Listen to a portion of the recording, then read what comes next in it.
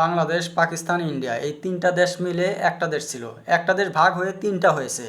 ভারত ছোট হয়ে গেছে, তারপর পাকিস্তান ইন্ডিয়া শত্রুতা, যুদ্ধরও ভাব হয়ে যায়। এক দেশে আরেক দেশের বিরুদ্ধে অ্যাটম বম মিসাইল তৈরি করে রেখেছে, বর্ডার অনেক গার্ড দিয়ে থাকে, ইকোনমি ক্ষতি হয়েছে। আর বাংলাদেশ পাকিস্তান যদি ভারতের সাথে থাকতো তারা অনেক উন্নতি করত।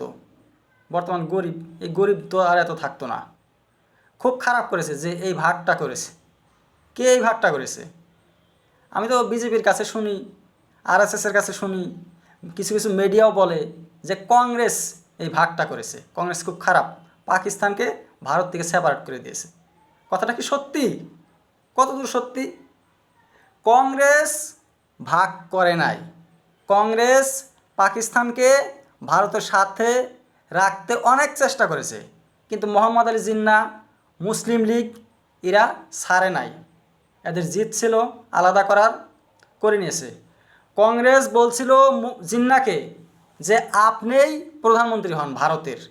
একটা মুসলিমকেও প্রধানমন্ত্রী দিতে রাজি ছিল, তারপরেও জিন্নাহ ছাড়ে নাই, পাকিস্তান করে নিয়েছে। নাথুরাম গডস যে মহাত্মা গান্ধীকে হত্যা করেছিল, আরএসএসের সদস্য, উনি কোর্টে গিয়ে বলছিল আমি গান্ধীজিকে এই জন্য হত্যা করেছি যে উনি পাকিস্তানকে সেপারেট করেছে। পাকিস্তানের জন্মদাতা উনি, ফাদার অফ নেশন। ভারতের জাতির পিতা নয় মহাত্মা গান্ধী, পাকিস্তানের উনি জন্মদাতা, পাকিস্তানের জাতির পিতা।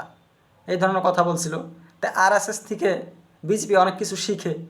আর কিছুগুলো মিডিয়া আছে, মিডিয়া তো বিজেপি মিডিয়া, টাকা দিয়ে কিনে নিয়ে গেছে, সেই জন্যেই মিডিয়ার বিজেপির কথাই বলে। তো এই জন্যেই ভুল তথ্যগুলো ছড়ানো হচ্ছে। কংগ্রেস কী জন্যে পাকিস্তানকে আলাদা করে দিবে? কোন কাজে, কোন দরকার? কংগ্রেস দেশ স্বাধীন করেছে, ব্রিটিশদের বিরুদ্ধে যুদ্ধ করেছে, রক্ত দিয়েছে দেশের জন্যে, তারপর পাকিস্তানকে আলাদা করে দিবে? এটা কোন কথা হইল? আর জিন্নাহ কী করেছে তা তো কেউ বলে না। এই মিথ্যাগুলো প্রচার করে আছে, মিথ্যা শুনতে শুনতে সত্যই মনে হয়।